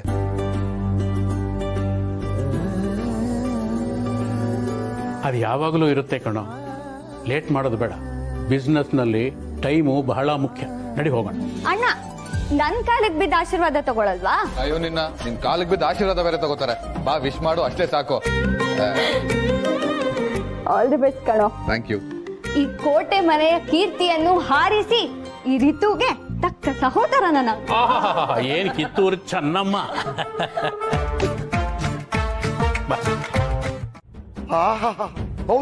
ಹೌದ್ ನೋಡಿ ಹೇಳಿ ಅಂದ್ರೆ ಚಿಂದಂತ ಮಾತಾಡ್ಬಿಟ್ರಿ. ವಾಯ್ಸ್ ಯಾಕೋ ಡಲ್ ಆಗಿದೆಯಲ್ಲ? ಯಾಕೆ, ಏನಾದ್ರು ಪ್ರಾಬ್ಲಮ್ಮಾ? ನೀವೀಗ 200 ಕೋಟಿ ಒಡೆಯ ಎಷ್ಟು ಖುಷಿಯಾಗಿರ್ಬೇಕು. ನೀವ್ ನೋಡಿದ್ರೆ ಇಷ್ಟೊಂದು ಡಲ್ ಆಗಿದ್ದೀರಾ, ಯಾಕೆ? ಡಲ್ಲ ಇಲ್ವಲ್ಲ, ಚೆನ್ನಾಗಿದೆ. ನಿಜ ಹೇಳಿ ಮಾವ, ಏನ್ ಸಮಸ್ಯೆ? ಇಲ್ಲಪ್ಪ, ನಾನು ಯಾಕೆ ಸುಳ್ಳು ಹೇಳಿ, ಬಹಳ ಖುಷಿಯಾಗಿದ್ದೀನಿ. ಫೋನ್ ತಾನೇ, ನಾನು ಖುಷಿಯಾಗಿರೋದು ನಿಮಗೆ ಕಾಣಿಸ್ತಿಲ್ ಬಿಡಿ. ಇಲ್ಲಿ ನಮ್ ಸುಶೀಲಾ ನಿಮ್ಮತ್ತೆ ಹೇಳ್ತಾ ಇದ್ಲು ನನ್ನ ಬಾಯಿ ಕಿವಿಯೋರ್ಗೆ ಹೋಗ್ಬಿಟ್ಟಿಗೆ ಅಷ್ಟು ಸಂತೋಷದಾಗಿದ್ದೀನಿ ನಾನು. ಹಾಗಿದ್ರೆ ಸರಿ ಬಿಡಿ. ಒಟ್ನಲ್ಲಿ ನಮ್ ದಿವ್ಯನ್ ತವ್ರ ಮನೆ ಕಡೆಯವರು ಖುಷಿಯಾಗಿರ್ಬೇಕು. ನನಗ ಸಾಕು. ನೀವ್ ಖುಷಿಯಾಗಿದ್ರೆ ದಿವ್ಯ ಖುಷಿಯಾಗಿದ್ದಂಗೆ, ಅವಳು ಖುಷಿಯಾಗಿದ್ರೆ ನಾನ್ ಖುಷಿಯಾಗಿದ್ದಂಗೆ. ದೊಡ್ಡ ಮನುಷ್ಯನಿಗೆ ದೊಡ್ಡ ಮನಸ್ಸಿರೋದು ಅನ್ನೋ ಮಾತು ಸುಳ್ಳ? ನೀವು ದೊಡ್ಡ ಮನುಷ್ಯರು ಅಳಿ ಅಂದ್ರೆ ಅದಕ್ಕೆ ದೊಡ್ಡ ದೊಡ್ಡ ಮಾತಾಡ್ತೀರಾ, ದೊಡ್ಡ ದೊಡ್ಡದಾಗಿ ಯೋಚನೆ ಮಾಡ್ತೀರಾ. ಅಬ್ಬಾ ಸಾಕು ಮಾವ, ನನಗೆ ಈ ಹೊಗಳಿಕೆ ಎಲ್ಲ ಇಷ್ಟ ಆಗಲ್ಲ ಅಂತ ನಿಮ್ಗೆ ಗೊತ್ತಲ್ವಾ. ಇವತ್ತಿಂದ ನಿಮ್ ರೇಂಜೇ ಚೇಂಜ್ ಆಗ್ಬೇಕು. ಆ ಲೆವೆಲ್ಗೆ ಇನ್ವೆಸ್ಟ್ ಮಾಡಿ. ಹಾ ಸರಿ ಸರಿ, ನಾನು ಸ್ವಲ್ಪ ಬ್ಯುಸಿ ಇದ್ದೀನಿ. ಇನ್ ಯಾವಾಗಾದ್ರೂ ಕಾಲ್ ಮಾಡಿ ಬಿಸ್ನೆಸ್ ಪ್ಲಾನ್ ಹೇಳ್ಕೊಡ್ತೀನಿ. ದುಡ್ಡನ್ನ ಎಲ್ಲಿ ಇನ್ವೆಸ್ಟ್ ಮಾಡಬೇಕು, ಎಷ್ಟು ಇನ್ವೆಸ್ಟ್ ಮಾಡಬೇಕು, ದುಡ್ಡನ್ನ ದುಡ್ಸೋದು ಹೇಗೆ ಅಂತ ಹೇಳ್ಕೊಡ್ತೀನಿ. ಅಲ್ಲಿವರೆಗೂ ನೆಮ್ಮದಿಯಾಗಿರಿ, ಆಯ್ತಾ? ಆಯ್ತು ಅಳಿ ಅಂದ್ರೆ ನೀವ್ ಹೇಗೆ ಹೇಳ್ತೀರೋ ಹಾಗೆ.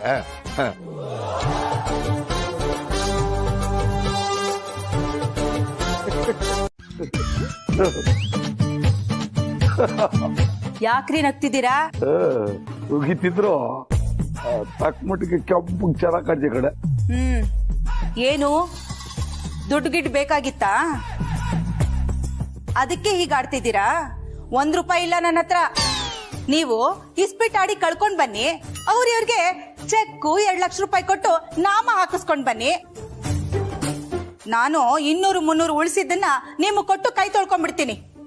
ನಾಚಿಕೆ ಆಗಲ್ವಾ ನಿಮ್ಗೆ? ನೀನು ಸಿಟ್ ಮಾಡ್ಕೊಂಡ್ರೆ ಕೆಂಪು ಚೆನ್ನಾಗಿ ಕಚ್ಚ ಕಡೆ. ಅಲ್ಲ, ನಿಮ್ಗೇನ್ ಬಂದಿರೋದು ಅಂತೀನಿ. ನಿನ್ನೆ ತಾನೆ ದುಡ್ಡು ಕಳ್ಕೊಂಡು ಒಳ್ಳೆ ದೆವ್ವದ ತರ ಬಂದ್ ಕೂತ್ಕೊಂಡಿದ್ರಿ. ಈಗ ನೋಡಿದ್ರೆ ಆಗ್ಲೇ ಸಂತೋಷದಿಂದ ಕುಣಿತಾ ಇದ್ದೀರಾ. ಅಲ್ಲ ರೀ, ನಿಮಗ್ ಸ್ವಲ್ಪನಾದ್ರೂ ನಾಚಿಕೆ ಮಾನ ಮರ್ಯಾದೆ ಏನು ಇಲ್ವಾ? ವಿಷಯ ಕೇಳಿದ್ರೆ ನಿಮ್ಗೂ ಖುಷಿ ಆಗ್ತದೆ. ಅಷ್ಟು ಸಂತೋಷ ಸಮಾಚಾರ. ಓ ಏನ್ರಿ ದುಡ್ಡು ಸಿಕ್ತಾ? ದುಡ್ಡು ಗಿಡ್ಡು ಸಿಗ್ಲಿಲ್ಲ ಕಡೆ, ಎಲ್ಲ ಕಳೆದೋಯ್ತು. ಕಳ್ಕೊಳಕ್ಕೆ ಏನು ಇಲ್ಲ, ಕ್ಲೀನ್ ಶೇವ್. ರೀ, ಪಂಗನಾಮ ಹಾಕಿಸ್ಕೊಂಡಿದ್ರು ಅದನ್ನ ಖುಷಿಯಾಗಿ ಹೇಳ್ತಿರೋ ಮೊದಲನೇ ವ್ಯಕ್ತಿ ನೀವೇ ಅನ್ಸತ್ತೆ. ದಡ್ಡಿ. ಈಗ ನಾಲ್ಗೆ ಎಷ್ಟಪ್ಪ ಲಾಸ್ ಆಗಿರೋದು? 2 ಲಕ್ಷ ಅಂದ್ರೆ ಗೋವಿಂದ ನನಗೆ ನಾಮ ಇಕ್ಕಿರೋದು 2 ಲಕ್ಷ ರೂಪಾಯಿಗೆ. ಆದ್ರೆ ನಮ್ಮ ಅಳಿಯೋದ್ರಿಗೆ ಇಕ್ಕಿರೋದು 200 ಕೋಟಿ ರೂಪಾಯಿಗೆ. ಅಳಿಯಂದ್ರಿಗೆ ಲಾಸ್ ಆದ್ರೆ ನೀವು ಸಂತೋಷ ಪಡ್ತೀರಾ? ಅಳಿಯಂದ್ರು ಅನ್ನೋದು ನೆಕ್ಸ್ಟ್ ತಿಳ್ಕೊ. ಈಗ ಒಬ್ರಿಗೆ ನಮ್ಗಿಂತ ಜಾಸ್ತಿ ನಷ್ಟ ಆಗೈತೆ ಅಂದ್ರೆ ನಮ್ ದುಃಖ ಸ್ವಲ್ಪ ಕಡಿಮೆ ಆಗಲ್ವೋ? ಹಾಗೆ ಈ ತರ ಯೋಚನೆ ಮಾಡಿ ನಾನು ಸ್ವಲ್ಪ ನಿರಾಳ ಆಗ್ಬಿಟ್ಟಿದ್ದೀನಿ. ಈ ಪ್ರಪಂಚದಾಗೆ ನಾನು ಒಬ್ಬನೇ ಅಲ್ಲ ಕಡೆ ಮೋಸ ಹೋಗಿರೋದು. ಎಲ್ರು ಮೋಸ ಹೋಗ್ಯವ್ರೆ. ನೋಡೋ, ಇದೆ ಸ್ವರ್ಗ, ಇದೆ ನರಕ.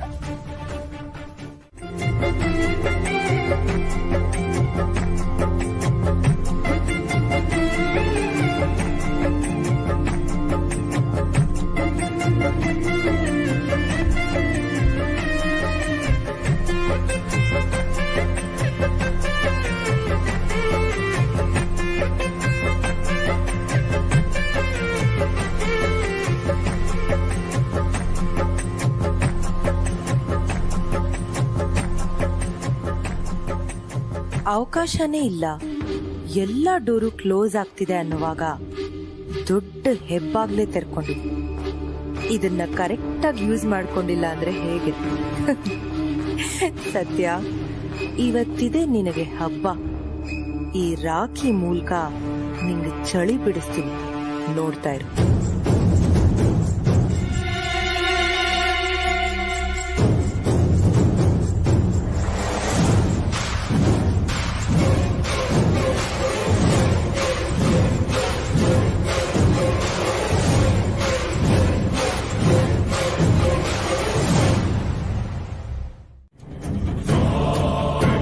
ಆದ್ರೆ ಅವ್ರು ಏನ್ ಮಾಡ್ಕೊಂಡಿದ್ದಾರೆ ಗೊತ್ತಾ?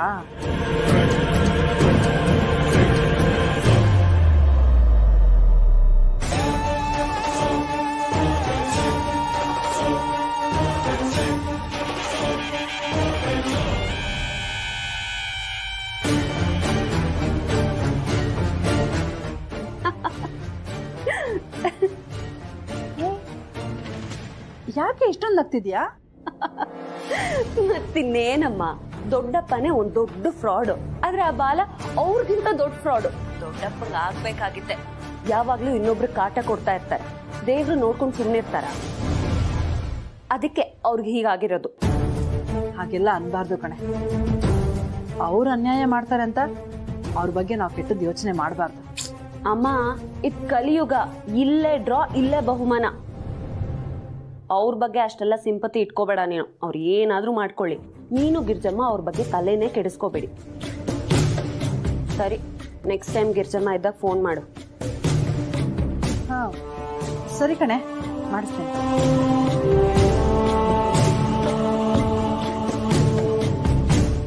ಇಷ್ಟೊತ್ತು ಅದೇ ತಾನೇ ಹೇಳ್ಕೊಟ್ಟಿದ್ದು. ಈಗ ಫಾರ್ಮುಲಾ ಅಪ್ಲೈ ಮಾಡಿ ಪ್ರಾಬ್ಲಮ್ ಸಾಲ್ವ್ ಮಾಡು ಅಷ್ಟೇ, ಸಿಂಪಲ್. ಲೈಫ್ಗೂ ಇದೇ ತರ ಫಾರ್ಮುಲಾಗಳಿದ್ದಿದ್ರೆ ನಮ್ಮ ಈಕ್ವೇಶನ್ ಎಷ್ಟು ಚೆನ್ನಾಗಿರೋದು. ಏನಂದೆ? ಏನಿಲ್ಲ, ಇದ್ ನನಗ್ ಗೊತ್ತಾಗ್ತಿಲ್ಲ ಅಂತ ಹೇಳ್ದೆ. ರಿತು ಏನ್ ಆಟ ಆಡ್ತಾ ಇದೆಯಾ? ನಿನಗೆ ನಿಜವಾಗ್ಲೂ ಪಾಠ ಕಲಿಯಕ್ಕೆ ಇಂಟ್ರೆಸ್ಟ್ ಇದೆಯೋ ಅಥವಾ ನನ್ನ ಟೈಮ್ ವೇಸ್ಟ್ ಮಾಡಕ್ ಕರ್ಸಿದ್ಯೋ? ನಿನಗ್ ಯಾಕ ಅನುಮಾನ? ನನಗ್ ಪಾಠ ಕೇಳಿಸ್ಕೊಳಕ್ಕೆ ಇಂಟ್ರೆಸ್ಟ್ ಇದೆ. ಸ್ಪೆಷಲಿ ನಿನ್ನ ಹತ್ರ ಪಾಠ ಕೇಳಿಸ್ಕೊಳಕ್ಕೆ ತುಂಬಾ ಇಂಟ್ರೆಸ್ಟ್ ಇದೆ. ವೇಟ್, ನನ್ನ ಅಪಾರ್ಥ ಮಾಡ್ಕೋಬೇಡ. ಇನ್ಮೇಲೆ ನನ್ಗೇನೋ ಲವ್, ಅದಕ್ಕೆ ನಾನು ಹಾಗೆ ಹೇಳ್ತಾ ಇದ್ದೀನಿ ಅಂತಾನು ಅನ್ಕೋಬೇಡ. ನೀನು ಪಾಠನ ಚೆನ್ನಾಗ್ ಮಾಡ್ತೀಯ, ಅದಕ್ಕೆ ಹಾಗಂದೆ ಅಷ್ಟೇ. ಆದ್ರೆ ಯಾವ ಟ್ಯಾಲೆಂಟು ನಿಮ್ ಮುಂದೆ ವರ್ಕ್ ಆಗ್ತಿಲ್ವಲ್ಲ. ನೀನಂತೂ ಇಂಪ್ರೂವ್ನೇ ಆಗ್ತಾ ಇಲ್ಲ. ರಿಯಲಿ ನನಗೆ ಅನಿಸ್ತಿದೆ ಎಲ್ಲಾನು ಸ್ವಲ್ಪ ಇಂಪ್ರೂವ್ ಆಗ್ತಿದೆ ಅಂತ. ವಾಟ್? ಅಂದ್ರೆ ಸ್ಟಡೀಸ್ ಅಲ್ಲಿ ಕಣೋ. ಡೇ ಬೈ ಡೇ ನಾನು ಸ್ಟಡೀಸ್ ಅಲ್ಲಿ ಬೆಟರ್ ಆಗ್ತಾ ಇದ್ದೀನಿ ಅಂತ ಹೇಳ್ತಾ ಇದ್ದೀನಿ. ಏನೇನೋ ಮಿಸ್ಅಂಡರ್ಸ್ಟ್ಯಾಂಡ್ ಮಾಡ್ಕೋಬೇಡ. ಮಾತ್ ಸಾಕು, ಕೆಲ್ಸ ನೋಡು. ಹೇಳದ್ನಲ್ಲ ನನ್ಗೇನು ಅರ್ಥ ಆಗ್ತಿಲ್ಲ ಅಂತ. ಆದ್ರೆ ನೀನು ಪ್ರೀತಿಯಿಂದ ಸಮಾಧಾನದಿಂದ ನನಗೆ ಹೇಳ್ಕೊಟ್ರೆ ಎಲ್ಲ ಅರ್ಥ ಆಗತ್ತೆ. ಯಾಕೋ ಸರಿ ಇಲ್ಲ ರೀತು, ಏನಕ್ಕೊಂಥರ ಆಡ್ತಾ ಇದೆಯಾ? ಸುಮ್ಮನೆ ಪ್ರಾಬ್ಲಮ್ ಸಾಲ್ವ್ ಮಾಡು. ಇನ್ನೊಂಚೂರು ಪ್ರೀತಿ ಆಡ್ ಮಾಡಿದ್ರೆ ಪಟ್ ಅಂತ ಸಾಲ್ವ್ ಮಾಡ್ಬಿಡ್ತೀನಿ. ಈಗೇನು, ಈ ಪ್ರಾಬ್ಲಮ್ನ ಸಾಲ್ವ್ ಮಾಡ್ಬೇಕು ಅಷ್ಟೇ ತಾನೆ? ನಾನ್ ಮಾಡಿರೋ ಒಂದೇ ಒಂದು ಎಡವಟ್ಟಿಂದ ಪಾಪ ಅಪ್ಪ ತಲೆ ತಗ್ಸೋವಾಗಾಯ್ತು. ಅವ್ರು ಇಷ್ಟೊಂದು ಪ್ರೀತಿಯಿಂದ ಕಟ್ಟಿರೋ ಕಂಪ್ನಿಗೂ ನನ್ನಿಂದ ನಷ್ಟ. ಛೇ.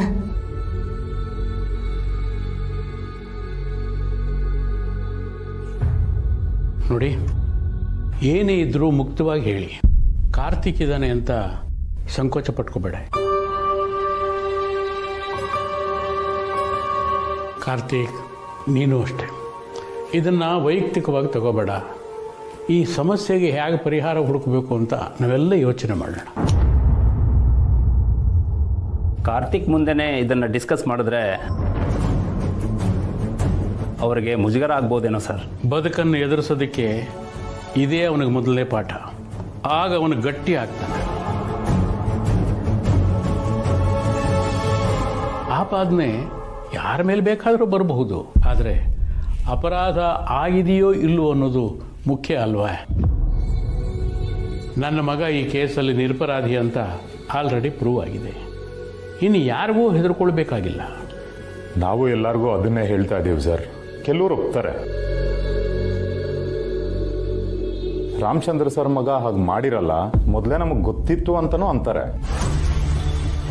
ಆದರೆ ಇನ್ನು ಕೆಲವರು ಬೇರೆನೇ ಕತೆ ಹೇಳ್ತಾರೆ ಸರ್. ಶ್ರೀಮಂತರ ಮಗ ಕೇಸ್ ಮುಚ್ಚಾಕ್ಸಿದ್ರು ಅಂತನೂ ಅಂತಾರೆ ಸರ್. ಒಟ್ಟಿನಲ್ಲಿ ಇದರಿಂದ ಆಗಿರೋ ಲಾಸ್ ಅಂತೂ ತುಂಬ ದೊಡ್ಡದು ಸರ್. ಅವರವರ ಭಾವಕ್ಕೆ ನಾವೇನೇ ಹೇಳಿದರೂ ಜನ ನಂಬಲ್ಲ. ಆದರೆ ಅವರು ಏನು ನಂಬಬೇಕು ಅಂತಿರುತ್ತೋ ಅದನ್ನೇ ನಂಬೋದು. ನನ್ನ ಮಗ ಮಾಡದೇ ಇರೋ ತಪ್ಪಿಂದ ಆಗಿರೋ ಡ್ಯಾಮೇಜ್ಗೆ ಯಾವುದೇ ಕಾರಣಕ್ಕೂ ಇವನು ಹೊಣೆ ಅಲ್ಲ.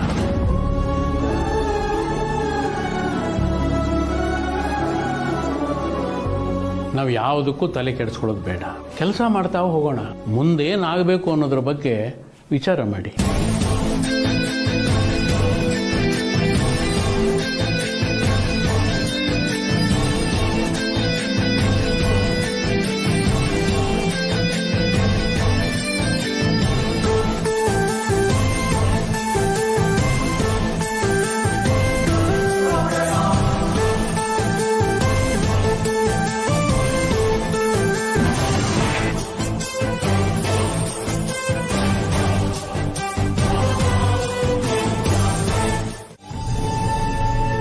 ಇದ್ದಕ್ಕಿದ್ದಂತೆ ಈ ಸ್ಟ್ರಾಟಜಿನ ಬದಲಾಯಿಸೋದ್ರಿಂದ ಲಾಭಕ್ಕಿಂತ ನಷ್ಟನೇ ಜಾಸ್ತಿ ಸರ್. ನಾವು ಜನರ ನಂಬಿಕೆನ ಬ್ರೇಕ್ ಮಾಡ್ದಂಗೆ ಆಗುತ್ತೆ. ಇದು ವರ್ಕ್ ಆಗಲ್ಲ ಸರ್. ನೀವು ಈ ವಿಚಾರದಲ್ಲಿ ಇನ್ನೂ ಸ್ವಲ್ಪ ಸ್ಟಡಿ ಮಾಡಬೇಕು. ಅಲ್ಲ, ಒಂದ್ಸತಿ ಟ್ರೈ ಮಾಡಕ್ ಪ್ರಾಬ್ಲಮ್ ಏನು? ಎಷ್ಟೊಂದು ಸತಿ ನಾವು ಅನ್ಕೊಂಡಿರೋ ಲೆಕ್ಕಾಚಾರ ತಪ್ಪಾಗಿರುತ್ತಲ್ವಾ? ಕಾರ್ತಿಕ್, ಮೊದಲು ಅವ್ರು ಹೇಳಿದ್ದನ್ನ ಕೇಳಿಸ್ಕೋಬೇಕು, ಅದನ್ನ ಅರ್ಥ ಮಾಡ್ಕೋಬೇಕು, ಆಮೇಲೆ ಹೇಳಬೇಕು. ಇವ್ರು ಯಾರು ಬರೀ ಎಕ್ಸ್ಪೀರಿಯನ್ಸಿಂದ ಈ ಹುದ್ದೆಗೆ ಬಂದವರಲ್ಲ, ಅಚೀವ್ಮೆಂಟ್ಸಿಂದ, ನಾಲೆಡ್ಜಿಂದ ಈ ಹುದ್ದೆಗೆ ಬಂದವರು. ಇಷ್ಟು ಕ್ಲಿಯರಾಗಿ ಹೇಳ್ತಿದ್ದಾರೆ ಅಂತಂದ್ರೆ ಅದರಲ್ಲಿ ಏನೋ ಅರ್ಥ ಇರುತ್ತೆ ಕಾರ್ತಿಕ್. ಸೊ ಇಷ್ಟು ಮಾಡಿದ್ರೆ ನಮ್ಮ ಸೇಲ್ಸ್ ಕೂಡ ಮತ್ತೆ ಇನ್ಕ್ರೀಸ್ ಆಗ್ಬೋದು ಸರ್. ಇದ್ರ ಮೇಲೆ ನಿಮ್ದೇನಾದರೂ ಇದ್ದರೆ ಮತ್ತೆ ಅಡಿಷನ್ ಮಾಡ್ಬೋದು ಸರ್.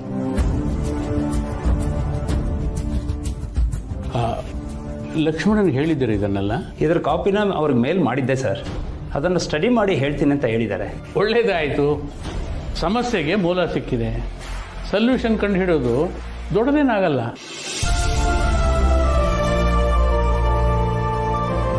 ಲಕ್ಷ್ಮಣನ್ ಜೊತೆ ಇದ್ರ ಬಗ್ಗೆ ಮಾತಾಡಿ, ಜೊತೆಗೆ ಕಾರ್ತಿಕ್ ಜೊತೆಯಲ್ಲೂ ಇದ್ರ ಬಗ್ಗೆ ಚರ್ಚೆ ಮಾಡಿ ಅಪ್ರೂವಲ್ ತಗೊಂಡು ಮುಂದಕ್ಕೆ ಹೋಗೋಣ. All the best. ಸರಿ sir, thank you sir.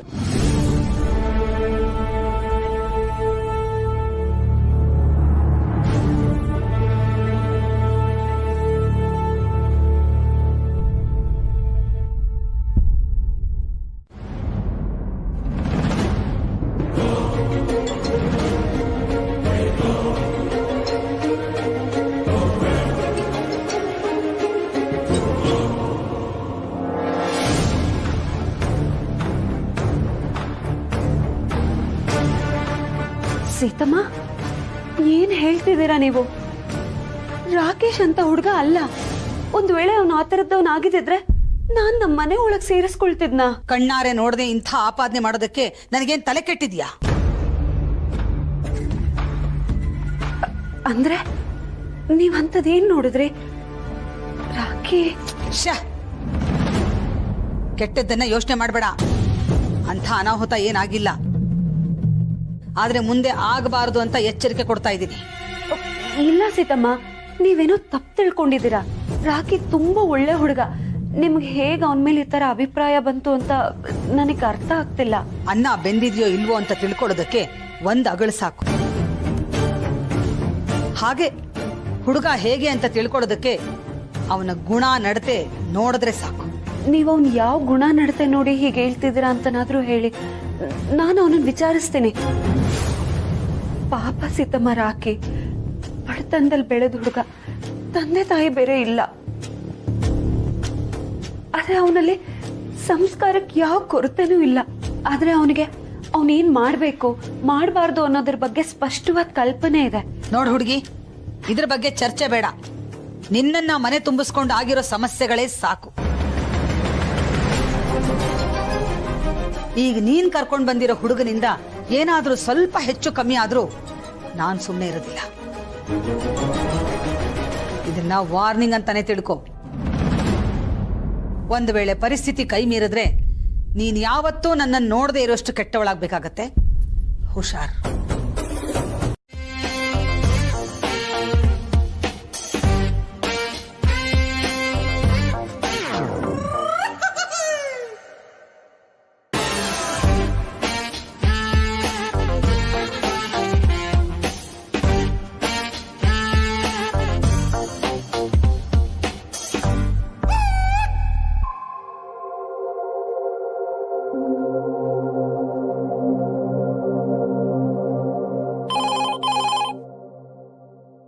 Hello, ಹೊಸ ಪ್ರಪೋಸಲ್ಸ್ ಡೀಟೇಲ್ಸ್ ಕಳಿಸಿ. ಸರ್ ಡಿಜಮ್ ಇನ್ನೂ ಅಪ್ರೂವ್ ಮಾಡಿಲ್ಲ ಸರ್, ಅದಾದ್ಮೇಲೆ ಸಿಗುತ್ತೆ ಸರ್.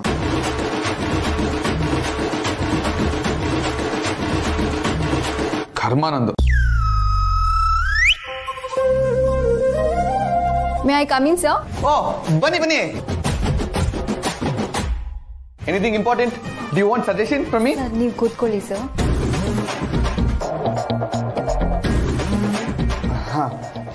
ಹೇಳಿ ಸರ್ ಇದರಲ್ಲೊಂದಷ್ಟು ಇನ್ವಾಯ್ಸ್ ಬಿಲ್ಸ್ ಇದೆ, Okay. ನೀವು ಸೈನ್ ಮಾಡಿದ್ರೆ ಸಾಕು ಸರ್. ಸೈನ್ ಮಾಡ್ಬೇಕಾ? ಹೌದು ಸರ್. ಚೆಕ್ ಮಾಡೋದ್ ಬೇಡವಾ? ಬರೀ ಸೈನ್ ಮಾಡ್ಬೇಕಾ? ಸರ್ ಚೆಕ್ ಎಲ್ಲ ಆಗಿದೆ ಸರ್, ನೀವು ಜಸ್ಟ್ ಸೈನ್ ಮಾಡಿದ್ರೆ ಸಾಕು ಸರ್.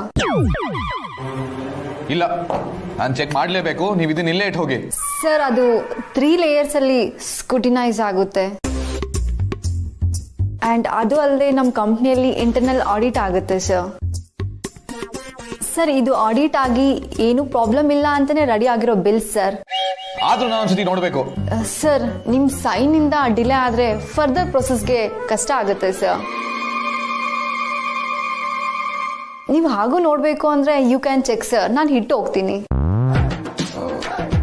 ಬೇಡ ಬೇಡ ಬೇಡ, ನನ್ನಿಂದ ಡಿಲೇ ಆಗೋದಾದ್ರೆ ಬೇಡ, ನಾನು ಇವಾಗ ಸೈನ್ ಮಾಡ್ಕೊಡ್ತೀನಿ. Sir seal. I no.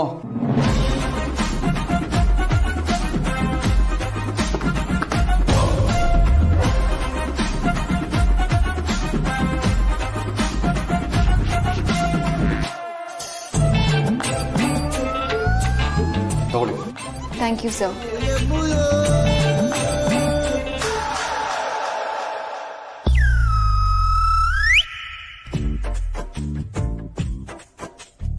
ನನಗೂ ನಿನ್ಗೂ ಯಾವ ವ್ಯತ್ಯಾಸನೂ ಇಲ್ಲ. ನಿನ್ನ ಓದ್ತಕ್ಕೆ ನಾನು ಆಫೀಸ್ ಬಂದಂಗಾಯ್ತು. ಎಲ್ಲ ನನ್ನ ಕರ್ಮ.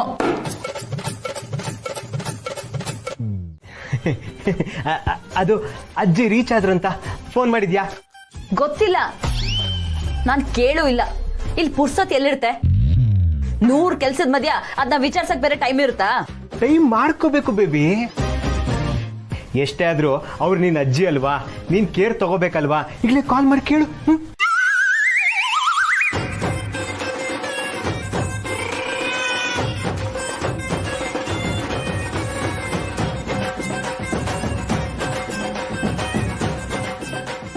ಹಂಗೆ ನಾವು ಕೊಟ್ಟಿರೋ ಸೀರೆ ಅವ್ರು ಕಂಪ್ಲೀಟ್ ಆಗಿ ನೋಡಿದ್ರ ಅಂತ ಕೇಳು. ನಾಟ್ ರೀಚಬಲ್ ಬರ್ತಿದೆ. ನಾಟ್ ರೀಚಬಲ್ ಬರ್ತಿದ್ಯಾ? ನಾವು ಕೊಟ್ಟಿರೋ ಸೀರೆನ ಅವ್ರು ಕರೆಕ್ಟ್ ಆಗಿ ನೋಡಿದ್ರ ಇಲ್ವಾ ಅಂತ ಕೇಳ್ಬೇಕಿತ್ತಲ್ಲ. ಏನು? ಸೆರ್ಗು, ಬಾರ್ಡ್ರು, ಕಲರು ಅಂತ ಏನೇನೋ ಇರುತ್ತಲ್ಲ, ಅದನ್ನ ಕೇಳ್ಬೇಕಿತ್ತು ಅಷ್ಟೇ. ಗಿಫ್ಟ್ ತಾನೇ ಕೊಟ್ಟಿರೋದು, ಹೇಗಿದ್ರು ಇಷ್ಟಪಡ್ತಾರೆ. ಸುಮ್ನೆ ತಲೆ ತಿನ್ಬೇಡ.